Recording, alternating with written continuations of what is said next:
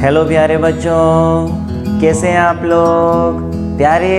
आज हम स्टार्ट कर रहे हैं class 10th chapter magnetic effect of current का अपना लेक्चर नंबर 4, जिसमें बेटा आज मैं आपको बताने वाला हूँ बहुत ही इंटरेस्टिंग टॉपिक है। एक डिवाइस के बारे में आपको मालूम पड़ने वाला है। कौन सा डिवाइस? Electric bell. ये इलेक्ट्रिक बेल की पूरी डिस्कशन किस तरीके से वर्क करती है, इसके अंदर क्या क्या चीज़ें होती हैं, आज हम पढ़ने वाले हैं। बट स्टार्ट करने से पहले प्यारे एक बात बता दूं, इलेक्ट्रिक बेल 10th ICSE के तो सिलेबस में है, बट 10th CBSE के सिलेबस में नहीं है। लेकिन CBSE वाले बच्चे ये जो लेक्चर देख रहे हैं इसको ज़रूर देखें, बहुत ही इंटरेस्टिंग टॉपिक है। देखेंगे कुछ नया सीखने को ही मिलेगा, नुकसान कोई नहीं होगा। हाँ, लेकिन एग्ज़ाम के लिए तैयारी ना करें, बट ये लेक्चर ज़रूर अटेंड करें। फिलहाल स्टार्ट करते हैं हम आज का लेक्चर। प्यारे, मैं हूँ Vaibhav Agarwal and welcome to your प्यारा सा चैनल फिजिक्स ब्रो। स्टार्ट कर रहे हैं हम इलेक्ट्रिक बेल।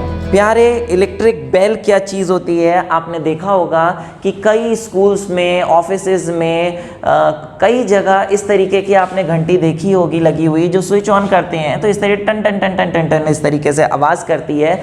उसमें ऐसी क्या चीज़ होती है कि बटन दबाते हैं, ऑन करते हैं तो अपने आप इस तरीके से गोंग होता है, गोंग पे इस तरीके से ये चीज़ टक्कर कैसे करती है? उसमें ऐसी क्या चीज़ है जो मूवमेंट पैदा करती है? स्विच ऑन करने से सिंपली करंट से मूवमेंट कैसे हो पाती है? इलेक्ट्रोमैग्नेट की हेल्प से यहाँ पे हम पढ़ने वाले हैं। लास्ट लेक्चर में हमने पढ़ा था इलेक्ट्रोमैग्नेट, उसके यूजेस, उसके यूज, एक मेन इंपॉर्टेंट यूज उसका है इलेक्ट्रिक बेल में। इलेक्ट्रोमैग्नेट कैसे काम करती है इलेक्ट्रिक बेल में, आज हम पढ़ने वाले हैं। पुराने लेक्चर्स के सारे लिंक्स नीचे डिस्क्रिप्शन बॉक्स में गिवन है, आप क्लिक करके देख सकते हैं। ये छोटा सा लेक्चर है, आखिरी तक बने रहिए। स्टार्ट कर रहे हैं पहला पेज।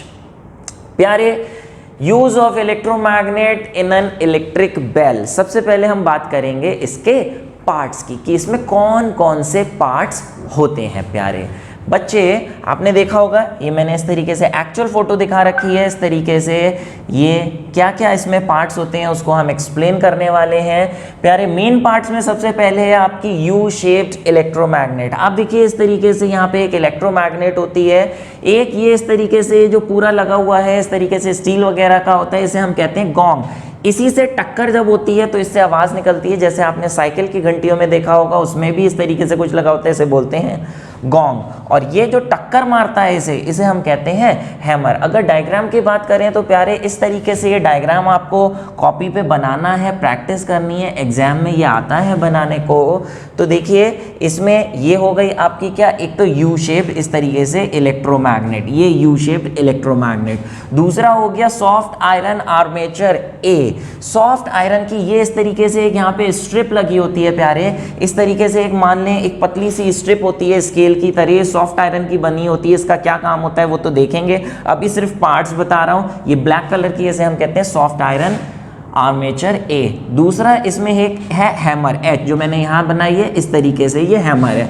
गोंग, इसे गोंग कहते हैं। मेटालिक स्ट्रिप, ये आप देख पा रहे हैं, ये जो इस तरीके से सॉफ्ट आयरन की आर्मेचर है, इसके साथ एक मेटल की स्ट्रिप भी लगी होती है। क्या काम होता है वो देखने वाले हैं। दूसरा है एडजस्टिंग स्क्रूज, ये यहाँ पे स्क्रूज लगे हैं, ये इसे हम कहते हैं एडजस्टिंग स्क्रू, जो यहाँ पे लगा हुआ है। स्विच, एक स्विच है ऑन करने के लिए, एक बैटरी है, स्विच और बैटरी। ठीक है, अभी कैसे इसकी वर्किंग है आप देखिए। क्या होता है प्यारे, इसका थोड़ा सा सिंप्लीफाइड डायग्राम मैं यहाँ पे बना रहा हूँ। आप ये देखिए इस तरीके से ये गोंग है, वर्किंग समझाने जा रहा हूँ कि ये कैसे वर्क करती है। यहाँ पे आप देखिए ये इस तरीके से बैटरी है, माइनस प्लस, यहाँ पे एक स्विच है। बैटरी का जो पॉजिटिव टर्मिनल है, ये पॉजिटिव टर्मिनल यहाँ से इस तरीके से एक तार गया। यहाँ पे एडजस्टिंग स्क्रूज होते हैं, जिस स्क्रू को हम घुमा के इसको आगे या पीछे कर सकते हैं। आप देखिए अभी ये एडजस्टिंग स्क्रू यहाँ से टच नहीं कर रहा है, ये दो पार्ट्स हैं, यहाँ से कांटेक्ट नहीं है, बीच में गैप है, तो बैटरी से जो करंट निकलेगा वो आगे ट्रांसफर नहीं हो पाएगा। यहाँ से बैटरी से करंट निकलेगा ही नहीं, क्योंकि कांटेक्ट बीच में से टूटे हुए हैं। लेकिन अगर यहाँ पे स्क्रू को एडजस्ट करके टाइट कर देंगे तो ये इससे टच करने लगेगा, तो करंट यहाँ से निकल के यहाँ जाएगा, यहाँ से निकल के ये इस तरीके से, ये आप देख पा रहे हैं, ये आर्मेचर है जो सॉफ्ट आयरन की बनी हुई होती है, यहाँ तक करंट जाएगा आयरन गुड कंडक्टर है, यहाँ तक जाएगा, इसके आगे जाएगा और यहाँ से फिर देखिए ये एक इलेक्ट्रोमैग्नेट है जिसमें बहुत सारी वाइंडिंग्स बांधी हुई हैं। ये तार यहाँ गया, करंट इस तरीके से जाएगा, इस तरीके से, फिर यहाँ वाइंडिंग्स, फिर यहाँ और फिर यहाँ, और स्विच ऑन है तो ये करंट का सर्किट इस तरीके से पूरा कंप्लीट हो जाएगा। लेकिन घंटी कैसे बजेगी वो आप समझिए प्यारे। जब स्विच ऑन करेंगे करंट फ्लो करेगा यहाँ से यहाँ से यहाँ से यहाँ तक, तो आप देखिए जो इलेक्ट्रोमैग्नेट है इसके चारों तरफ मैग्नेटिक फील्ड बन जाएगी। सॉफ्ट आयरन की कोर के ऊपर इलेक्ट्रोमैग्नेट को बांधा जाता है कि स्ट्रॉन्ग मैग्नेटिक फील्ड बनेगी, जिस स्ट्रॉन्ग मैग्नेटिक फील्ड से यहाँ पर देखिए जो एक मेटल की स्ट्रिप लगी हुई है, मेटल क्योंकि एक मैग्नेटिक सब्सटेंस है तो जब इसके चारों तरफ मैग्नेटिक फील्ड बनेगी तो ये इलेक्ट्रोमैग्नेट इसको अट्रैक्ट करेगी अपनी तरफ अट्रैक्ट करेगी, तो ये स्ट्रिप इस तरीके से ऐसे आगे मुड़ के ऐसे आगे थोड़ा जाएगी उसकी अट्रैक्शन से। लेकिन जैसे ही स्ट्रिप आगे की तरफ इस तरीके से जाएगी तो इसके साथ ये जो गोंग लगा हुआ है आप देख हैमर लगा हुआ है, स्ट्रिप आगे की तरफ मुड़ेगी ऐसे अट्रैक्शन की वजह से, तो ये हैमर भी आगे की तरफ जाएगा और आगे जाने के चक्कर में ये हैमर किससे टकरा जाना है? यस, ये हैमर टकरा जाना है गोंग से और एकदम टन की आवाज़ होनी है। तो बोले अच्छा सर अब समझ गए, ये पास में जाएगी तो टन की आवाज़ होगी, लेकिन सर ये ऐसा कैसे हो पाता है कि बार बार टन टन टन टन टन टन इस तरीके से आवाज़ आती है? वो कैसे होता है? वो ऐसे होता है आप समझिए, जब ये इस तरीके से गोंग आगे की तरफ जाएगा तो क्या होगा, इसके साथ जो ये मेटल की स्ट्रिप लगी हुई थी, ये भी इसके साथ अटैच्ड है, ये भी आगे जाएगी। और प्यारे जैसे ही आगे जाएगी तो आप देख रहे हैं, अगर मान लें कि अभी ये टच था, स्क्रू टाइट कर रखा था, ये टच था, लेकिन जैसे ही ये आगे जाएगी तो बीच में गैप क्रिएट हो जाएगा, बीच में हवा आ जाएगी, तो यहाँ से करंट आगे जा ही नहीं पाएगा, सर्किट ब्रेक हो जाएगा, करंट ऑफ हो जाएगा, सर्किट में कोई करंट फ्लो नहीं करेगा। और सोचो यहाँ से यहाँ आगे इलेक्ट्रोमैग्नेट तक अगर करंट जाएगा ही नहीं, तो इलेक्ट्रोमैग्नेट तो एक तरीके की टेम्परेरी मैग्नेट होती है, करंट जाएगा तो मैग्नेटिज्म बनेगी, करंट नहीं जाएगा तो मैग्नेटिज्म खत्म हो जाएगी। तो मैग्नेटिज्म जैसी इसकी खत्म होगी तो यहाँ से जो फिक्स आर्मेचर थी इस तरीके से ऐसे आगे की तरफ गई थी अट्रैक्शन की वजह से, लेकिन जैसे ही मैग्नेटिज्म खत्म होगी ये वापस से पीछे आ जाएगी, क्योंकि नीचे से फंसी हुई है। अभी इस तरीके से अट्रैक्शन से आगे की तरफ गई थी, लेकिन जैसे ही अट्रैक्शन खत्म होगी करंट बंद होने की वजह से ये वापस से पीछे आ जाएगी, ये वापस से ऐसे पीछे आ जाएगी। और जैसे ही पीछे आएगी फिर से इसका कॉन्टैक्ट बन जाएगा यहाँ से, जिसकी वजह से फिर से करंट फ्लो होने लगेगा यहाँ, और फिर से करंट फ्लो होगा, फिर से मैग्नेटिक फील्ड बन जाएगी, ये इलेक्ट्रोमैग्नेट इसे फिर से अट्रैक्ट करेगी, फिर कांटेक्ट टूट जाएगा, कांटेक्ट टूटेगा, फिर से कांटेक्ट टूटने से करंट बंद हो जाएगा, मैग्नेटिज्म खत्म हो जाएगा, और ये जो स्ट्रिप थी आर्मेचर थी ये वापस से पीछे आ जाएगी। तो आर्मेचर की जो स्ट्रिप है, आर्मेचर जो है वो बार बार आगे पीछे होगी, जिसकी वजह से हैमर भी आगे पीछे होगी और गोंग से टकराएगी और कंटिन्यूसली आवाज़ आपको सुनाई देगी। तो इसके पार्ट्स बेटा आप ध्यान से समझेंगे कि क्या क्या है यहाँ पे पार्ट्स। ये इस तरीके से आप देख पा रहे हैं, ये सॉफ्ट आयरन की आर्मेचर है। इससे पहले वाले डायग्राम में या इस वाले डायग्राम में कोई भी डायग्राम आप बना सकते हैं। ये सेल या बैटरी है, स्विच है, इलेक्ट्रोमैग्नेट है, सॉफ्ट आयरन की आर्मेचर है, मेटेलिक स्ट्रिप है, एडजस्टिंग स्क्रूज है, हैमर है और गोंग है। ये सारे पार्ट्स आपने याद करने हैं, एग्जाम के पॉइंट ऑफ व्यू से इंपॉर्टेंट है। देखिए ये वाला डायग्राम बुक्स में भी बना होता है, सिंपल थोड़ा देखने में टिपिकल लग रहा है, बट आपको प्रैक्टिस बनाने की ज़रूर करनी है, एग्जाम में बनाने को आ सकती है, या फिर इसमें अलग अलग पार्ट्स का क्या फंक्शन है वो आ सकता है। ठीक है प्यारे, चलिए ओके। अभी ये समझ में तो आया, लेकिन अगर आप इसकी विजुअलाइजेशन चाहते हैं कि सर देखने में ज़रा दिखाइए कैसे बजती है, तो मैं आपको एक एनिमेशन दिखाता हूँ जिसके थ्रू आप समझ सकते हैं कि ये किस तरीके से बजती होगी। देखिए इस तरीके से ये आपको बेल दिखाई दे रही है, यहाँ पे वही है, इसको लेटा दिया है हमने, बैटरी है, बैटरी से करंट आ रहा है। ये इस तरीके से आप देख रहे हैं, ये सॉफ्ट आयरन की आर्मेचर, ये स्ट्रिप है और ये आर्मेचर है, ये स्ट्रिप है, ये आर्मेचर है सॉफ्ट आयरन की, जो इस इलेक्ट्रोमैग्नेट से अट्रैक्ट होगी। ये बैटरी से करंट निकला, इस तरीके से करंट का डायरेक्शन सही कर लीजिए, यहाँ पे एरोज उल्टे दे रखे हैं, ये बैटरी का डायरेक्शन उल्टा कर लीजिए, जैसा भी चाहे कर सकते हैं। चलिए इधर मान लें नेगेटिव है और इधर पॉजिटिव है इस तरीके से, तो पॉजिटिव से करंट निकलेगा, यहाँ जाएगा इसके ऊपर इस तरीके से, ऐसे यहाँ से होता हुआ यहाँ इस तरीके से, और यहाँ से होता हुआ ऐसे। एक करंट की वजह से ये मैग्नेटाइज हो जाएगी, ये इसको खींचेगी, और जैसे ही खींचेगी ये देखिए आप यहाँ से खींचने से ये कांटेक्ट टूट जाएगा। कैसे टूटेगा ज़रा देखिए आप, देखिए प्यारे कैसे टूटेगा। ये देखिए, ये इस तरीके से एनिमेशन मैं आपको दिखा रहा हूँ, ध्यान से देखिए।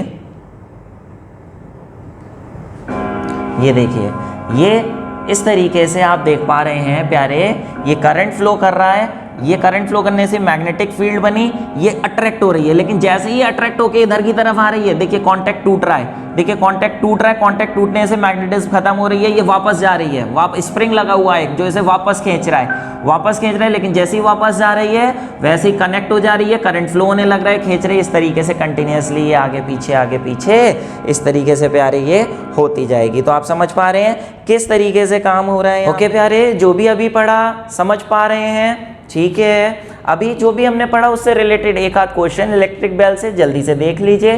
क्या बोल रहे हैं कि how is the working of electric bell affected if alternating current be used instead of direct current. अभी बात है सर, ये ऑल्टरनेटिंग करंट क्या होता है, डायरेक्ट करंट क्या होता है।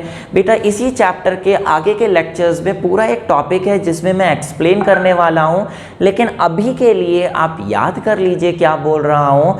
डायरेक्ट करंट क्या होता है, जो बैटरी होती है, सेल या बैटरी जिसका सिंबल हमने ये बना रखा है, इससे जो करंट मिलता है इसे हम कहते हैं डायरेक्ट करंट, क्योंकि इस करंट में करंट की डायरेक्शन सेम रहती है, एक ही डायरेक्शन में करंट फ्लो करता रहता है, और ऐसा करंट जिसमें एक ही डायरेक्शन में करंट फ्लो करता है उसे हम कहते हैं डायरेक्ट करंट। ठीक है प्यारे, क्या डायरेक्ट करंट।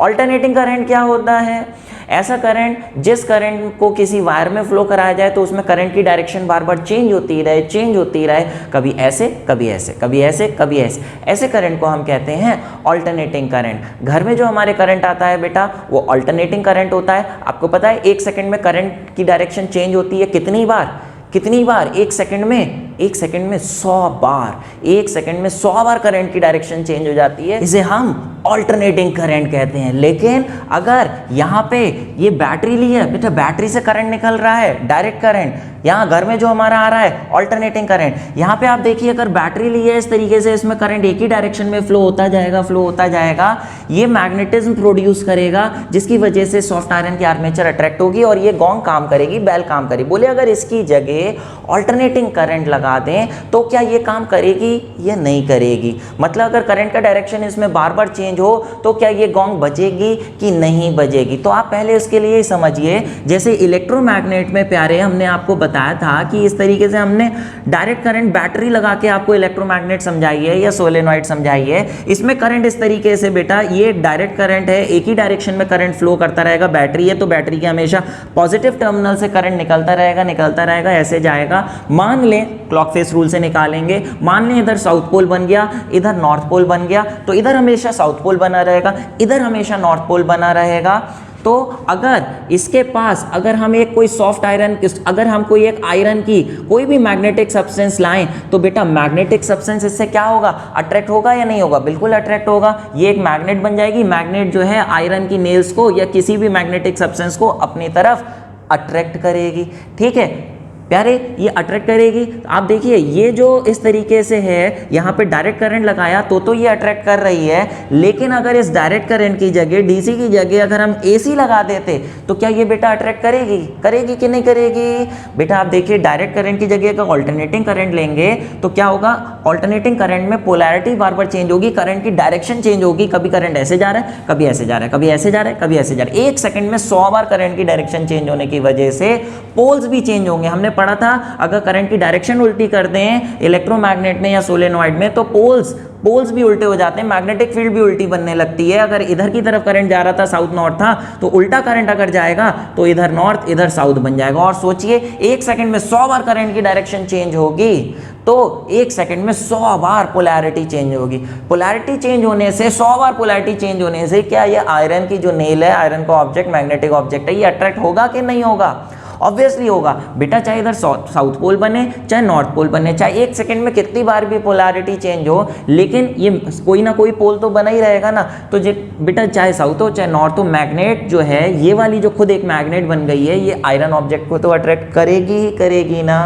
लेकिन हाँ, अगर यहाँ पे आयरन ऑब्जेक्ट की जगह अगर मैग्नेट ले ली होती, यहाँ पे मान ले इधर नॉर्थ पोल है मैग्नेट का, ये साउथ पोल है, तो होता क्या, जब करंट ऐसे जा रहा है, मान ले इधर नॉर्थ पोल बना, तब क्या करता है नॉर्थ पोल, इस मैग्नेट को रिपेल करता है। लेकिन अगले ही पल जैसे ही साउथ बनता, वो क्या करता है, इसे मैग्नेट को अट्रैक्ट करता, फिर नॉर्थ पोल रिपेल, फिर साउथ पोल अट्रैक्ट। तो 1 सेकंड में 100 बार डायरेक्शन चेंज होने की वजह से, 100 बार पोलैरिटी चेंज होने की वजह से ऐसा होता कि 50 बार अट्रैक्ट, 50 बार repel, attract repel, attract repel, attract repel. 1 second में 100 बार अगर इस तरीके से होगा तो सोचो क्या होगा, मैग्नेट रखी हुई है, ना ही अट्रैक्ट हो पाएगी ना ही रिपेल हो पाएगी। 1 सेकंड में इतनी बार जब चेंज होगा तो वो उसमें कोई भी मूवमेंट पैदा हो ही नहीं पाएगी, अट्रैक्ट होगी रिपेल होगी, 1 सेकंड में 100 बार से कुछ भी नहीं होगा। तो अगर मैग्नेट की बात करें ऑल्टरनेटिंग करंट फ्लो करा के, तो मैग्नेट अट्रैक्ट या रिपेल नहीं होगी, जहां है वहीं रहेगी। लेकिन हाँ, इस इलेक्ट्रोमैग्नेट के पास अगर कोई एक आयरन का ऑब्जेक्ट रखा है, कोई भी magnetic substance iron cobalt nickel है, तो चाहे साउथ पोल बने चाहे नॉर्थ पोल बने, चाहे डीसी लगाओ चाहे एसी लगाओ, वो तो अट्रैक्ट होगा ही होगा। तो बोले कि सर अगर यहाँ पे हम इस तरीके से इलेक्ट्रिक बेल में एसी लगा दें तो क्या होगा, तो बेटा एसी लगा दो, पोलैरिटी चेंज होती रहेगी, करंट का डायरेक्शन चेंज होता रहेगा, लेकिन ये जो सॉफ्ट आयरन की आर्मेचर लगाई है ये तो अट्रैक्ट होएगी ही होएगी ना, जैसे मैंने समझाया, यानी अट्रैक्ट होएगी ही होएगी, जिसकी वजह से गोंग बजेगा ही बजेगा। यानी डीसी की जगह अगर एसी भी लगा दें तो कोई फर्क इलेक्ट्रिक बेल पे नहीं पड़ना है। ठीक है, अभी क्या पूछ रहे हैं अगले क्वेश्चन पे देखिए। अगले क्वेश्चन में बोल रहे हैं कि इस तरीके से आपको एक रफ इलेक्ट्रिक बेल का इनकम्प्लीट सर्किट डायग्राम दे रखा है। कह रहे हैं incomplete circuit diagram of electric bell is given, draw the windings of coil on the electromagnet and complete the circuit. यहाँ पे इलेक्ट्रोमैग्नेट के ऊपर वाइंडिंग्स नहीं बनी हुई हैं, वो बनानी है, सर्किट कंप्लीट करना है। तो बेटा ये पॉजिटिव पोल है, नेगेटिव पोल है, यहाँ से करंट तभी निकलेगा जब यहाँ पे ये सर्किट बीच में जहाँ जहाँ टूटा है उसे कंप्लीट करते जाइए। ये देखिए इस तरीके से ये यहाँ से यहाँ ज्वाइन कर दिया, फिर यहाँ गए यहाँ गए यहाँ गए, सॉफ्ट आयरन के यहाँ इस तरीके से आर्मेचर में ये बीच में टूटा हुआ है, इसे ज्वाइन कर दीजिए, ये कंप्लीट होता जा रहा है। फिर ये इस तरीके से देखिए यहाँ पे वाइंडिंग बनानी है, वाइंडिंग बना दीजिए, वाइंडिंग बना दीजिए, वाइंडिंग बना दीजिए, ये वाइंडिंग बना दी इस तरीके से, ये वाइंडिंग बना दीजिए इस तरीके से, ये वाइंडिंग बना दी। ठीक है प्यारे, ये गया करंट इस तरीके से, ऐसे किया ऐसे किया ऐसे किया, बीच में यहाँ टूटा हुआ है, यहाँ बना दीजिए। इस तरीके से प्यारे ये आपने सर्किट कंप्लीट करेंगे जैसे ही, तो इसमें करंट फ्लो होना चालू हो जाएगा, और ये आपने वाइंडिंग्स भी बना दी। इस तरीके से एग्जाम के लिए पॉइंट ऑफ व्यू से ये एक इंपॉर्टेंट क्वेश्चन है। दूसरा इसमें क्या करेंगे, इन्होंने H, G, A, C और B लिख के दे दिया, कहेंगे कि name the parts A, B, C वगैरह, तो आपको सारी चीजें मालूम है कौन सा पार्ट है, वो सारे आप लिख देंगे जो भी चीजें पूछेंगे। एक अगला छोटा सा क्वेश्चन कह रहे हैं name the material use for making the armature. Armature जो बनती है, ये जो अट्रैक्ट होती है किस चीज की होती है, सॉफ्ट आयरन की होती है। कह रहे हैं गिव रीजन, सॉफ्ट आयरन की क्यों होती है, क्योंकि सॉफ्ट आयरन एक मैग्नेटिक सब्सटेंस है जो इस इलेक्ट्रोमैग्नेट से बहुत ही स्ट्रांगली अट्रैक्ट होता है, और अट्रैक्ट होगा तभी हैमर आगे गोंग को मार पाएगी। तो सॉफ्ट आयरन इसलिए यूज करते हैं क्योंकि ये strongly attracted by electromagnet, that's why soft iron is used. ठीक है प्यारे, तो ये एक छोटा सा पार्ट था प्यारे आज के लिए।